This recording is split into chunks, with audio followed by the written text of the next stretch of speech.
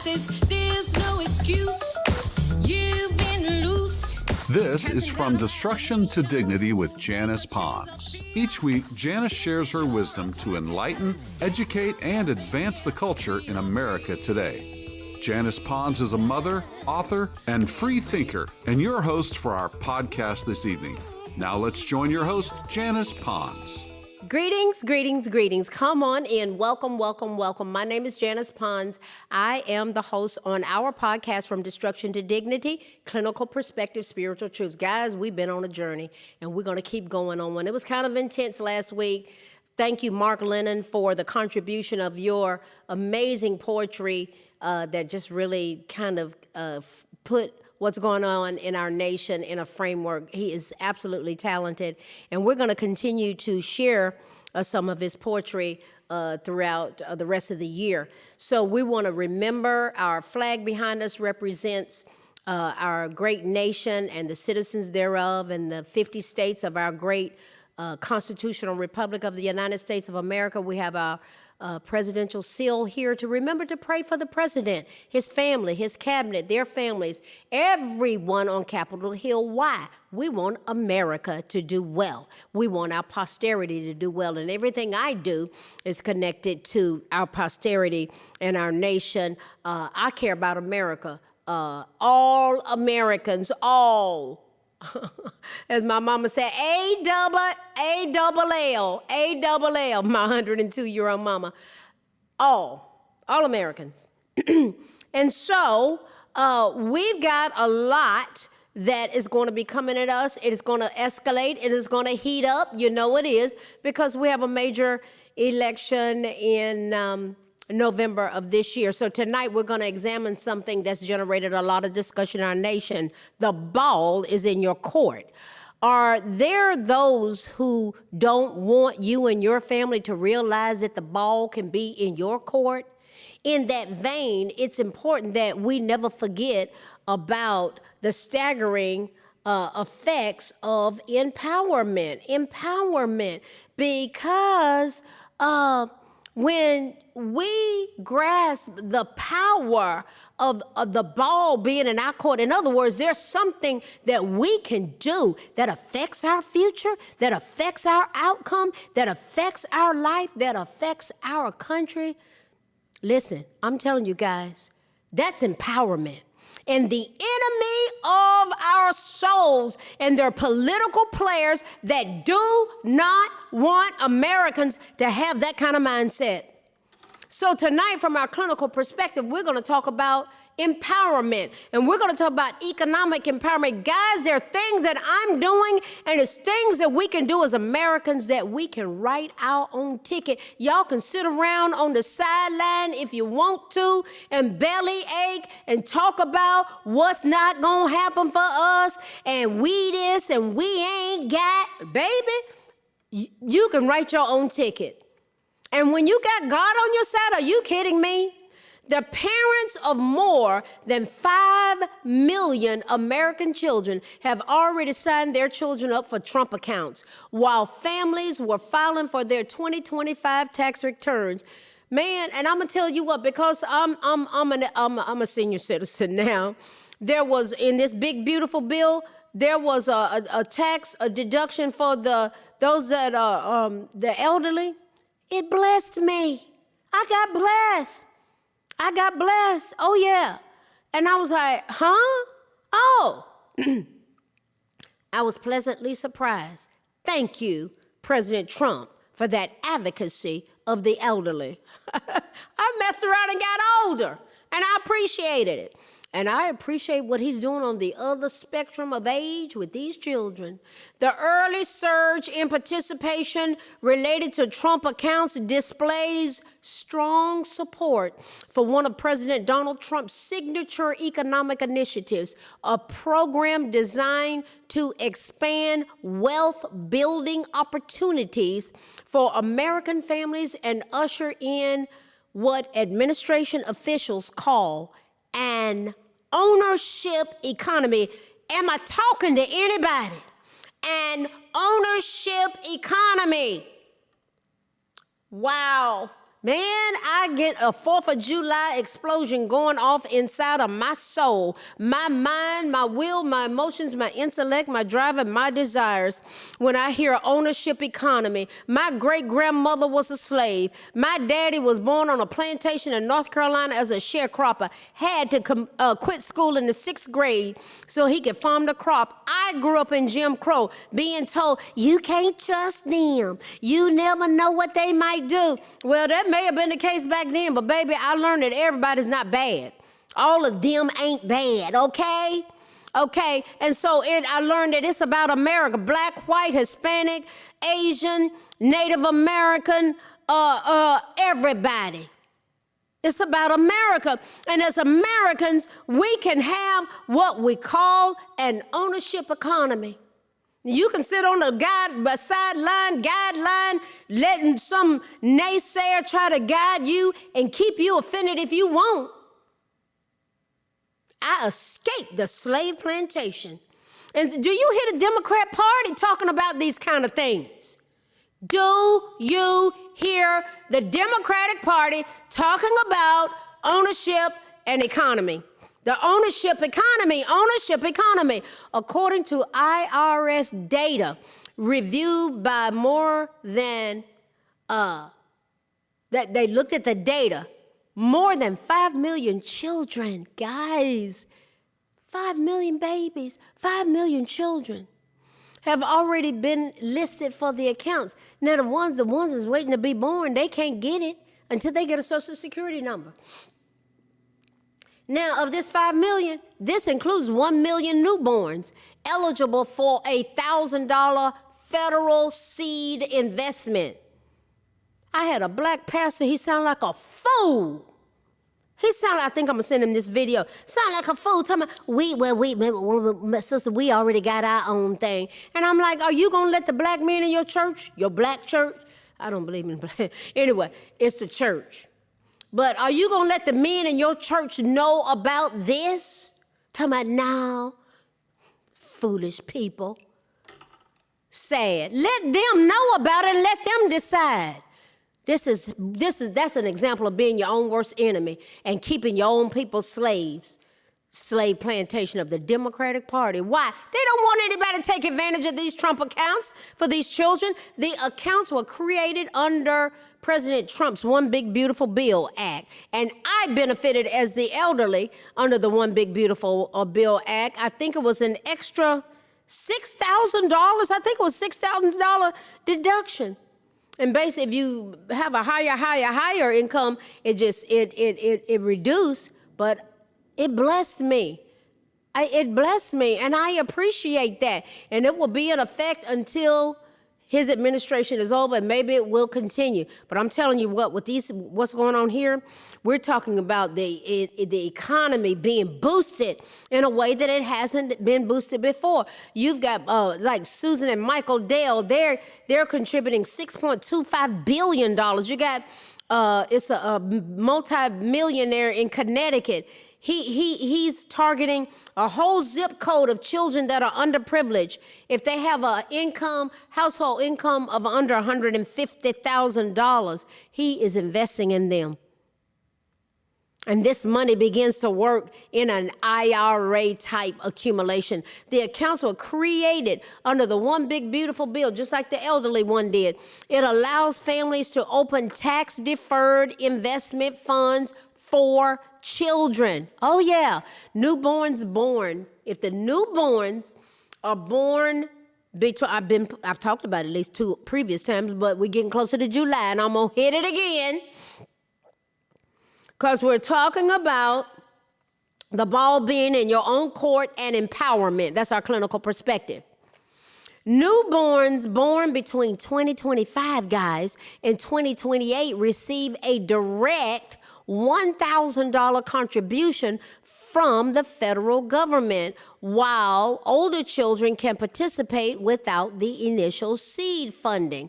We're getting away from a cradle-to-grave nanny state that some people are just addicted to. This is why you've got This welfare to work program. You're not going to get enough $4,000 in food stamps a month unless you go and volunteer and do something 15 to 20 hours a week. And people are tripping out about that. Talking about Trump is making me go volunteer and work somewhere to be able to get my check and my food stamps. Well, Bill Clinton started it. And I was running a substance abuse treatment program for women and their minor dependent children. Those women were thriving, coming off of welfare and getting full-time jobs, and they were empowered. They were excited. Oh, yeah. And we gave priority to pregnant women who were IV drug users. If they were pregnant, they went to the top of the list of being admitted to that program that I was a director at. I love working with alcoholics and addicts. I do. And that's where I cut my teeth. And as a result of that, of showing them how they could be empowered, I was blessed to start a 30-day treatment program where 87% of the people were clean and sober and gainfully employed 6 months later. And I had people say, "There's no way that happened." Well, yes, it did.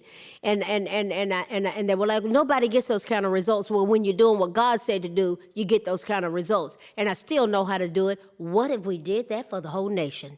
The accounts. Let's get back to the Trump accounts. Oh, yeah. We're talking about doing something different. Newborns. Guys, we got answers. We got answers. We have answers in America for Americans. We're talking about these babies, these newborns who were born, if they're born between 2025 and 2028, this is 2026. I can't wait until my son has his first child. I gladly will invest the $5,000 a year, the contribution, and probably you have employers that are gonna match things. These things are gonna be matched, guys. I am going to get behind some people and push this, and guys, we can change things in Oklahoma. And in other states as well. You just got to catch the vision.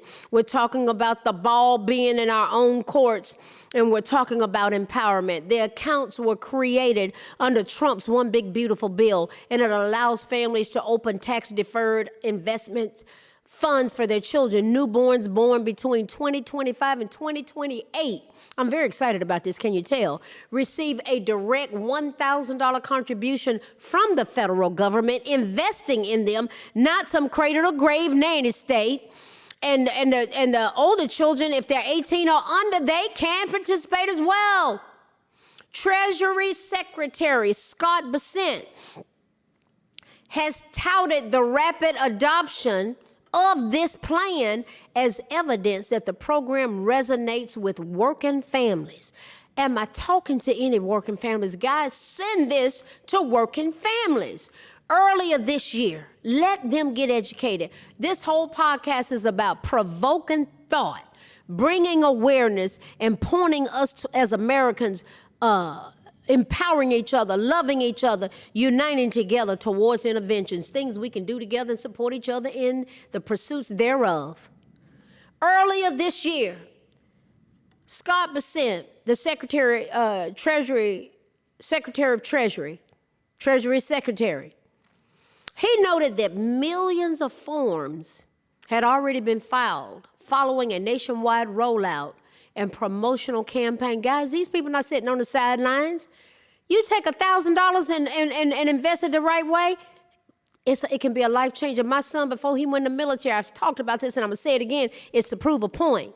He gave me $500. Mom, I want you to get a Roth IRA and just put something in it every month. I put $100 in it. I started in 2018. I think I've invested about $8,000. It's up to $15,000 just by letting it sit there. Putting $100, he gave me $500, put it in there. It's tax deferred, put $100 in. I can waste $100 a month at the mall and going out to eat. Well, wasting. I see it as treating myself, and that's okay. But you got to be balanced with that. But we're talking about adopting a program that resonates with people that work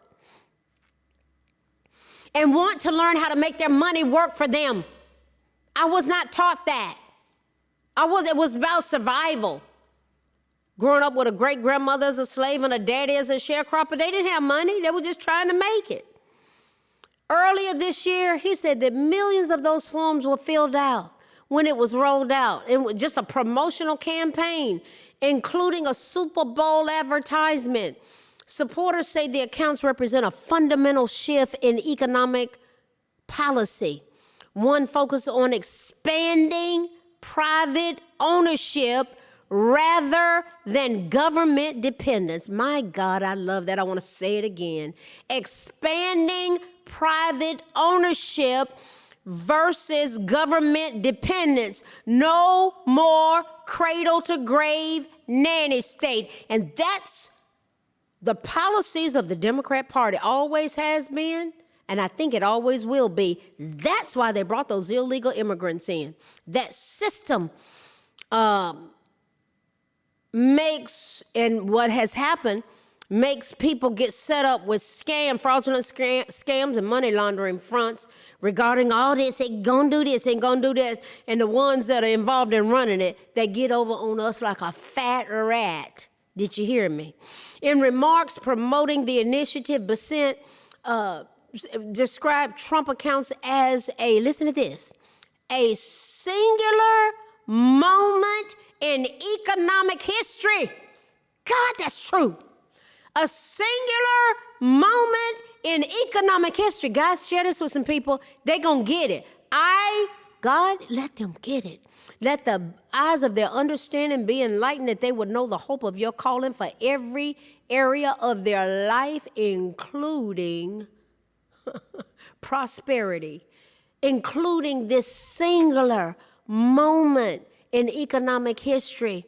I had this black guy I was interacting with on a post, and he said, Trump ain't doing that for anybody. Baby, that thing already been passed. That bill's already been passed.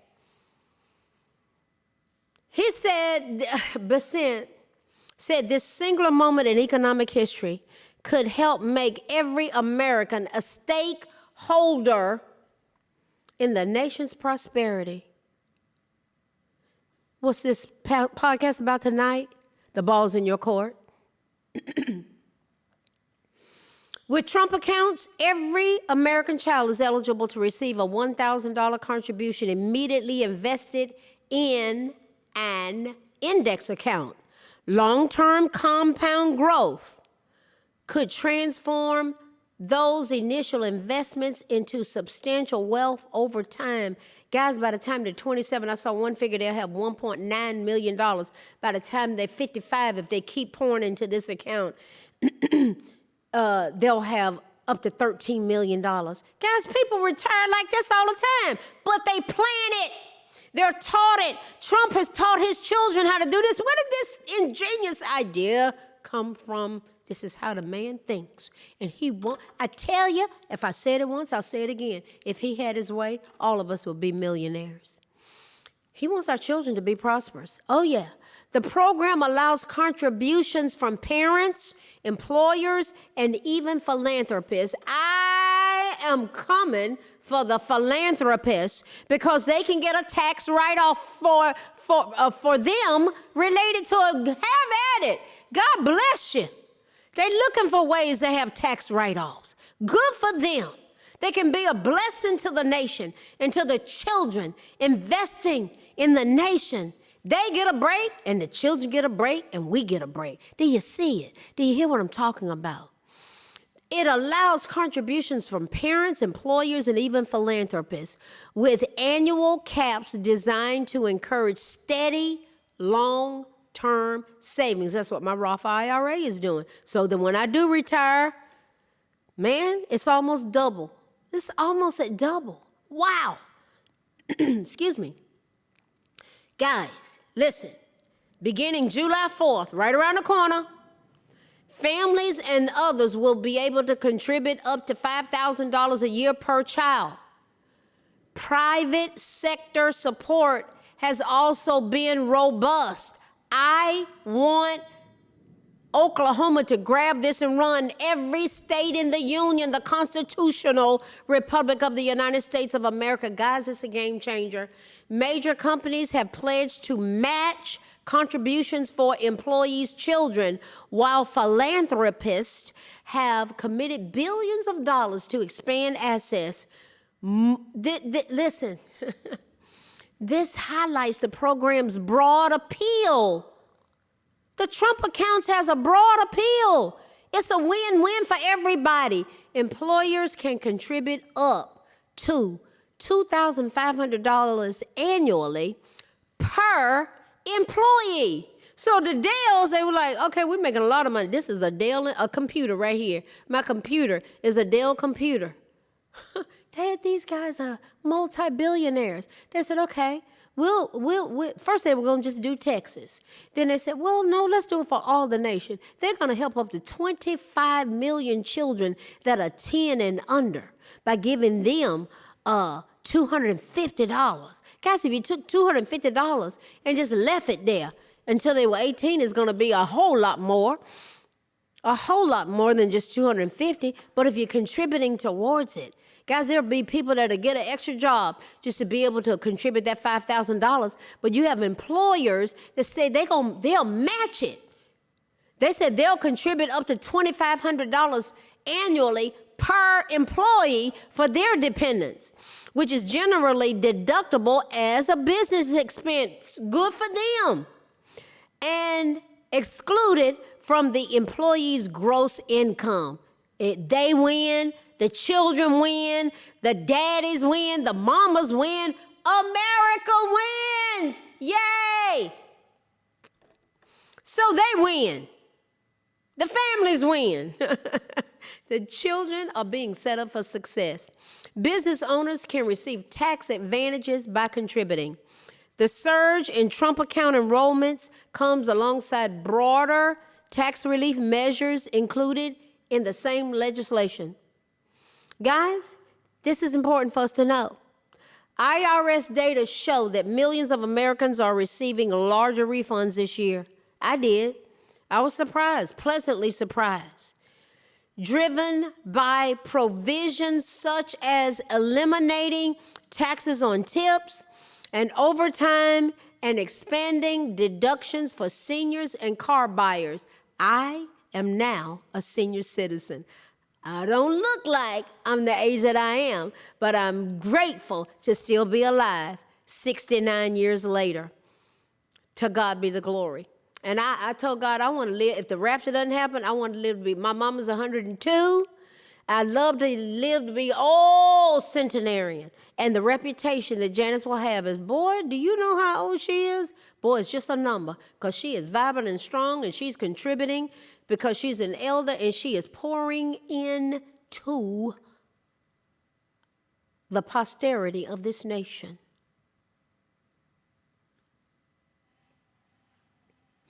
On average, refunds have risen more than 9% for the elderly compared to last year, with tens of millions of filers benefiting. White House officials argue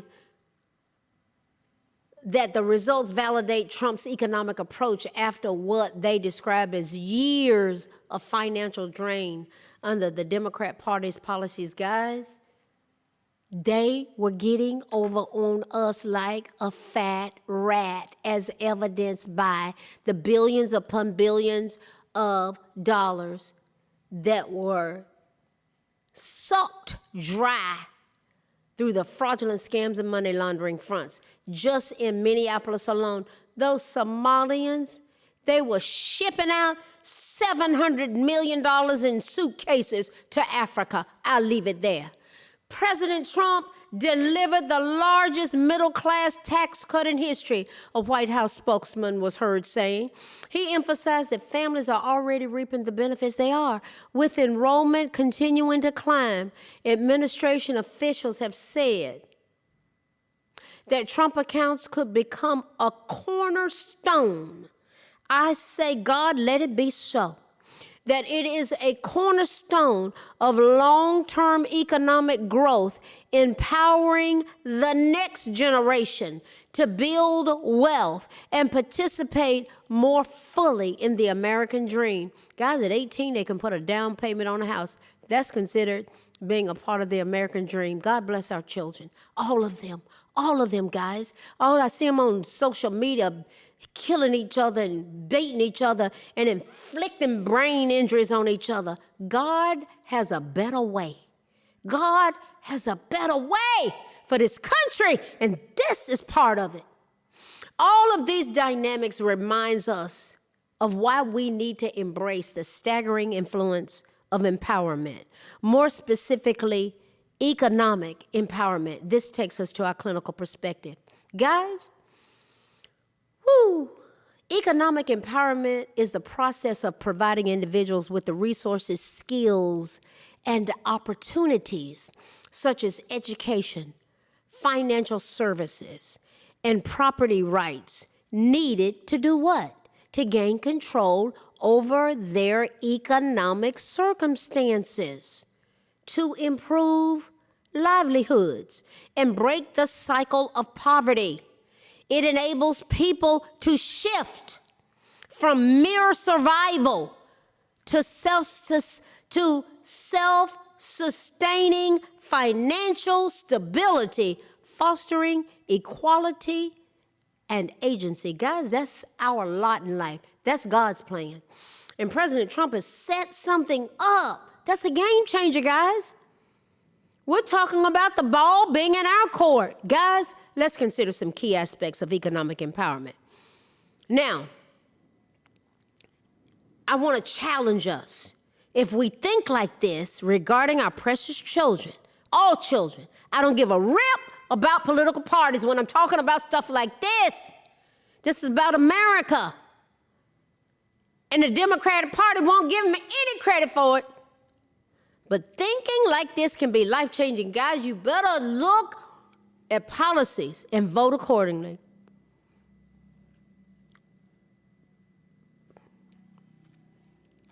What is economic empowerment, and why does it matter? Basically, it involves gaining the ability to make decisions regarding income, assets, time, and investments. What are the core elements, guys? We got to think differently. Get out of that slave mentality and think differently. What are the core elements? Key pillars of economic empowerment include access to employment, financial inclusion, education and ownership of property. Remember, when children turn 18, they can start a business, apply to a college education or trade school, or use it to put a down payment on a home. So all of a sudden, they're going to be in real estate. Oh, yeah, that part. Here's some key target areas to remember related to economic empowerment. Focus areas often include increasing labor force participation, not being at home collecting a check, looking at TV all day long, looking at soap operas, looking at things that don't do anything to build you and expand you financially, strengthening productive capabilities, actually getting a skill set. A skill set, yeah.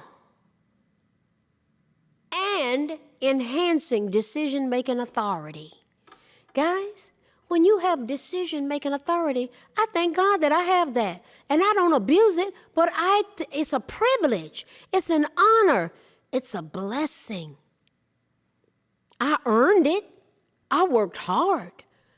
And me being able to have the decision-making authority that I have is a blessing for those who employ me, for those who are around me, because I am blessed to be a blessing. That's my heart. And it should be like, what would happen if we thought like that as a nation? Now, are there strategies for empowerment that we need to consider? Of course. We're talking about being strategic. What would happen if we had support mechanisms? Implementation often involves microloans, savings groups, and agricultural or business training.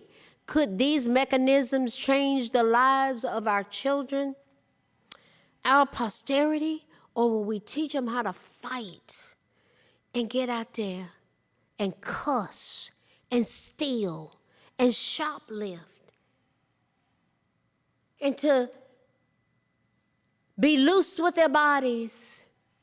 Or we sit them down and dissect this podcast, dissect it as a group, go over these things and say, guys, we're not leaving. We ain't leaving $1,000 on the table. Y'all can say we ain't or we are not leaving $1,000 on the table or $250. Guys, it's a life changer. This is the ball being in our court. What about policy and structural changes? Do you realize the power of overcoming legal, structural, and social barriers to ensure equal access to resources and just how critical that can be? You plan for it. You strategize. You talk about it. You talk about it as a church. Gosh. I go and post it. I just get in there and blast these black men out the water. Are y'all going to teach you're going to teach your congregation how to do this? Y'all going to have a men's club meeting about this? Send this video to them. Send this podcast to them. Guys, send it. I want to provoke thought and bring awareness. And this is a powerful intervention. Guys, what would happen if we had development as our focus? Development.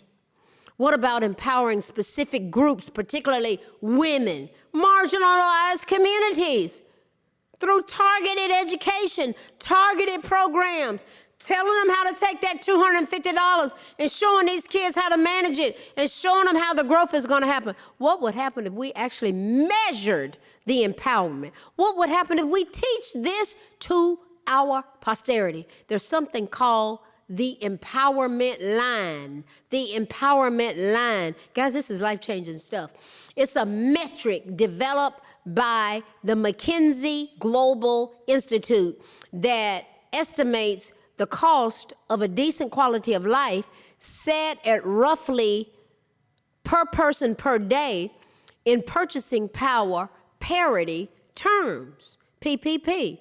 Purchasing power parity terms. Guys, are we taught like that? I wasn't taught any of this kind of stuff growing up.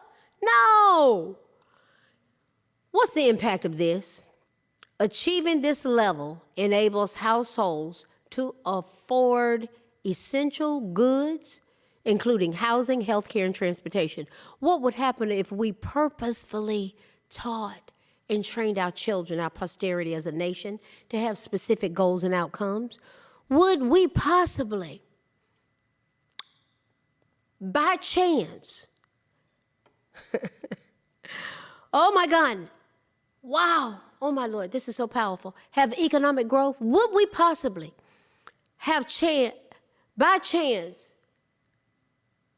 or intentionally empower them to be powerhouses?